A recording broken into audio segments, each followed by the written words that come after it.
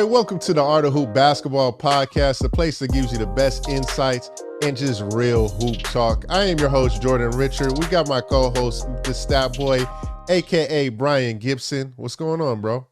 That boy, what's up, Jay? How you been? Man, it's good. You know, a lot more insights, a lot more new stuff going on. You know, I know it's wintertime, and I know Grizzlies usually hibernate during the winter, but these Grizzlies in the NBA, they're not hibernating. They actually heating up right now. 9 of the last 10. They won 9 of the last 10 games. Yes, killing it, Jay. Killing it. Please break the stats down. I got you. So for them, I got to throw them on. I got to throw on that boy glasses because they are going crazy. So this has been since Ja got injured. They've won 9 of their last 10, fourth in the West. They own the record now for the most lopsided win in NBA history when they beat the OKC 152-79. This has been a team effort, though, and I want to highlight some things. So Kyle Anderson has been 6th in the league in steals. Triple J, Jaren Jackson Jr., 9th in the NBA in blocks, and Steven Adams, 11th in the NBA in rebounds, first in offensive rebounds at 8.8 a game. Over the past 10 games, don't hold your breath. First in rebounds, first in steals, first in blocks, first in plus minus. Let's go to the defensive end though. First in field goal percentage against, first in points off turnovers, first in opponents' turnovers, first in opponents' points. Defensively, they're also first in opponents' assists per game. And the chasm, the difference between them being first and the next team, it's a huge margin. So they are destroying teams. 7 of their players average double digits in scoring. 88% of their three-pointers made are off of assist. They are killing it. Killing it, Jay. Man. That's crazy. I never would have thought that. The Lakers recently lost to them, and then people considered that as like a bad loss. And obviously, I looked at it because when a team keeps winning games, you look at something and you don't really realize. Like I looked and I saw, hold on, there's a lot of W's in this win column over here, and then I saw that there 9 out of the last 10. I'm like, hold on, we need without to definitely. Ja. That's what I'm saying. Without Ja. Yeah, it's time to push the money button for Desmond Bane, too. It's that time, bro. Like, over his last 7 games, he's averaging 19 points. He's shooting 45% from 3. It's just like college. Shout out to my man, Ant Goods. He always told me, he was around him a lot during pre-draft. Taylor down there in Miami. What up, Taylor? He told me that he made 45 threes in a row. that it's gonna translate, and boy, has it translated because he's killing it. 45% from 3. 46 field goal percentage, 1.3 steals. Jaren Jackson, like you mentioned earlier, he's killing the game too. I think he's averaging 1.9 blocks over the last 8 games. Yep. Averaging 20 points, 2.4 threes, shooting a lot of threes. Yep. And then big dog Dillon Brooks, Mr. Swag himself. Last 3 games, he's averaging around 22, 23 points per game. They got a lot of dudes. They feeling confident, man. And it is without Ja. Get well soon, Ja. We already know what type of player you are. We saw what you did in the first half before you got hurt. So it's just kind of crazy. You got any more about Memphis? The thing with Memphis is that's a team. So I remember, in the early 2000s, Portland never got over the Lakers, but they always had a consistent team. From 1 to 10, they were just a deep squad. Yeah. And with Ja being out, I call him Ja Rule. Rule, baby. Rule, baby. So without Ja, they've banded together, and they are all their production is just, it's blown away expectations. And they're playing within the system. Coach Taylor Jenkins got them playing within a system. And the reason why I knew that they had this swag about them, they were playing against Miami.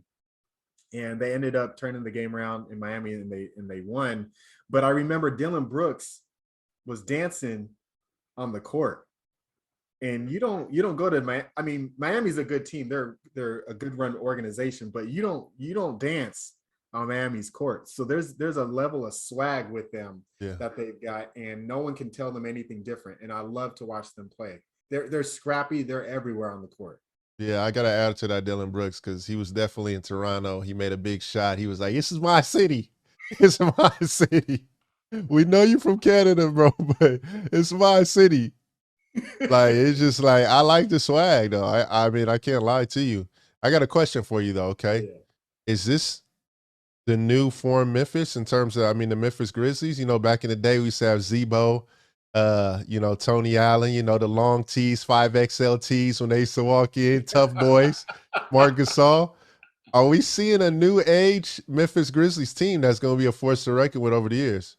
So with Memphis before, when they had Gasol and Zebo and Conley, their pace was extremely slow. They played at a slow pace because it's grit and grind, right? They wanted you to slow down to match what they were doing, and they were just going to smother you with their wing switches as well as their post play. Their post play was phenomenal.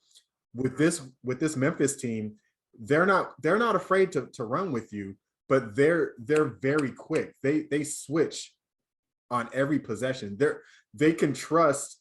I mean, you know, Steven Adams is maybe the exception, but usually from 2 to 9, everyone else is able to switch off their man. So they're not locked into guarding a player one-on-one when they're in the pick and roll, when they're switching the off-screen picks. They can just switch with you, and they're not going to lose a step with their defenders that they have on their team. And I just got to add one more thing, you know, until we move on, about Steven Adams real quick. You know, when he first came in, they're like, "Yo, why did they trade Jonas for Steven?" Like, people don't understand. It's a thing called a role, right? And then with this role, though, there's called getting guys open for screens. And that's something that Steven Adams does really well. He's one of the best screen setters. And honestly, you can ask a lot of people around the league, probably the strongest man in the NBA. To be honest, like, you know, that world's strongest man on ESPN, that's what Steven Adams is if he wouldn't be playing in the NBA right now, to be honest with you. That's how strong this dude is. So I watched him and Evan Mobley during the summer, you know, work out all the time together, and this probably was the best thing because now I see Evan, and ain't nothing that this dude can't handle, to be honest with you. You already seen it because you're going against him every single day. And Steven Adams brings a great element to them, especially when Ja is there, just setting good screens, freeing him up, freeing up shooters. And then Jaren Jackson being able to space the floor. You got two bigs that just could really complement each other. So, and I like it. Yeah. I'm convinced that Steven Adams' strength is in his hair. Because after that first year in OKC, he started growing it out. And when people be running into him, he doesn't even wince. He helps people off the ground. Like, I'm sorry for you. Thanks. That's a fact. Fact. All right, moving on. Okay, Lakers. You know, the big win last night. Austin Reeves hit a big shot. LeBron is playing out of his mind. I still don't even think LeBron is, you know, like in Dragon Ball Z, you see like Super Saiyan. He hasn't reached his Super Saiyan mode yet. And he's killing. Let me just hold on. Let me run LeBron stats for you guys real quick. All right, so in the last 8 games, LeBron is averaging 28 points, 8 assists, 7 rebounds, 1.6 steals. You guys complain about defense with the Lakers. 1 block. And then he's shooting 52% from field goal, making 2.8 threes a game. And he's about to turn 37 in the next couple of days. So it's just crazy, man. So run down the stats for us, bro. I know you got some heat for us.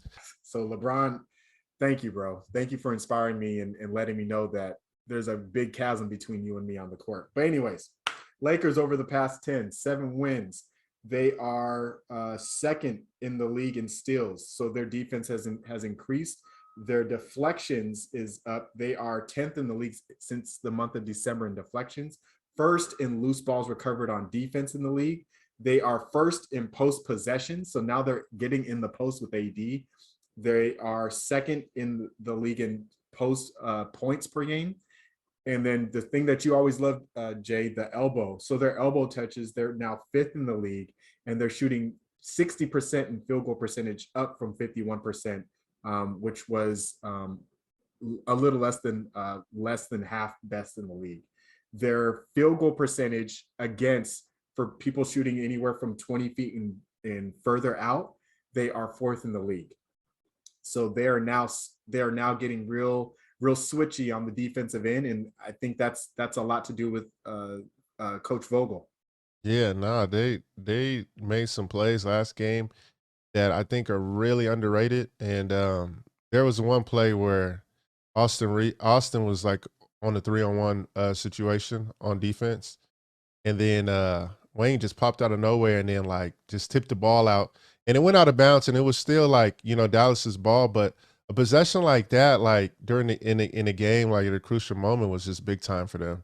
They have a lot of moments that I've seen where they like diving for loose balls, getting, you know, that the extra 50-50 ball. I know AD had a situation, you know, on that kick out to Wayne where, you know, he just was active on the glass, was able to like get a kick out to Wayne. They're making a lot of those plays now. Whereas before, I know, you know, when your team's a little, you know, getting together for the first time, you don't get those plays. But now they're starting to. I think that they're going to be a team that actually turns it around. And number 2, I would never doubt LeBron James ever, too. That's number 2. I don't know how people doubt him with anything that they do. This dude has been in the finals, what 6 or 7 straight times at one point?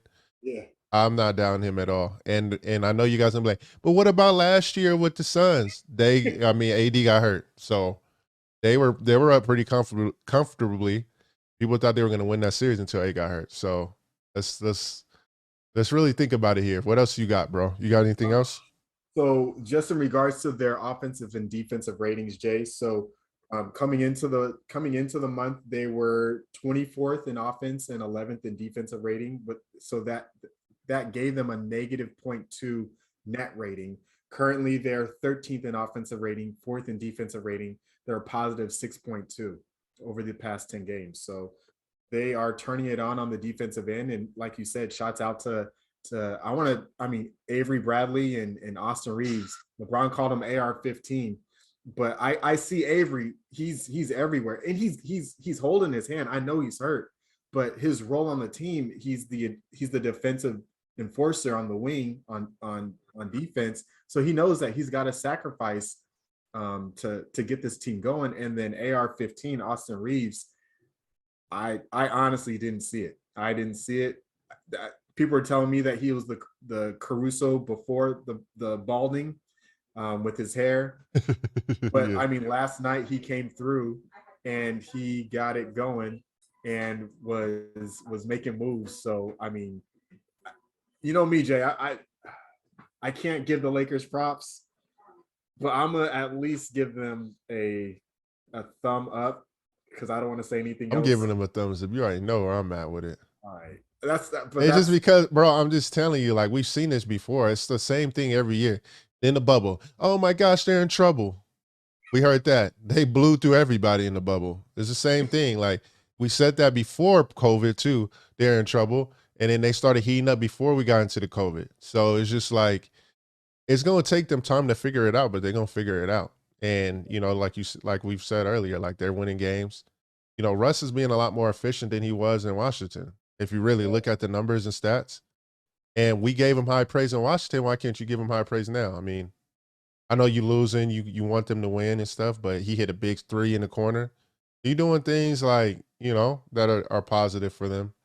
And he's up to 38% 3-point shooting, Jay, and he actually is taking less threes over the past 10 games. So he's being more efficient with that outside shot. That's what I'm saying. Then he makes the read, gets the look. All right, so we talk about the Austin shot, right?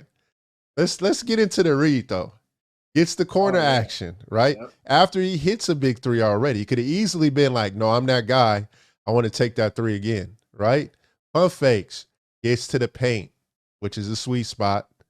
Kicks out to Austin with full belief and confidence in him to knock that down. Normally, you don't see a superstar do that. But we got to start giving credit when it's due, and that's the time when it's due. You know, so hey, I'm just saying, Laker fans, hold on. It's gonna be a little minute. They're gonna figure it out. And yeah, that's it. That's all I got to really say. You got anything else? I would just say, you know, I want to provide caution to Laker fans. Jay knows I can't talk about the Lakers without giving some reality to the situation. So over the season, they on the defensive end, they're the slowest team. They're running at an average of 3.95 miles per hour and covering just 8.42 miles per game. So that just means as the ball is swinging, their reaction times are a little slower compared to the rest of the league. So, you know, it has increased from where it was before. And that's with the help of Austin Reeves coming back, Avery Bradley doing what he's doing now and being healthier.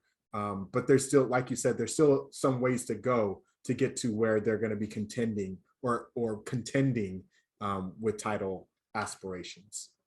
Yep. So, okay, I purged out all my Lakers. I'm done with Lakers now. Nah, I appreciate it, man. Thank you guys for tuning into this episode. You know, we are, like I said before, we're gonna have a lot of heat coming for you guys. A lot of stuff you don't normally hear about, we're gonna talk about. So stay tuned. Make sure you follow us on your podcast apps. Make sure you subscribe with us on the YouTube. And just keep rocking with us. We got a lot more surprises. Got a lot more heat to you. Got some fantasy basketball aspects coming up too very soon that we're working on. So stick with us, rock with us. You know, hit that subscribe and follow button. Appreciate you. You got anything? Same thing as I always say. Some people look at the stats, watch the highlights. We watch the game and give you the stats that show what's going on. So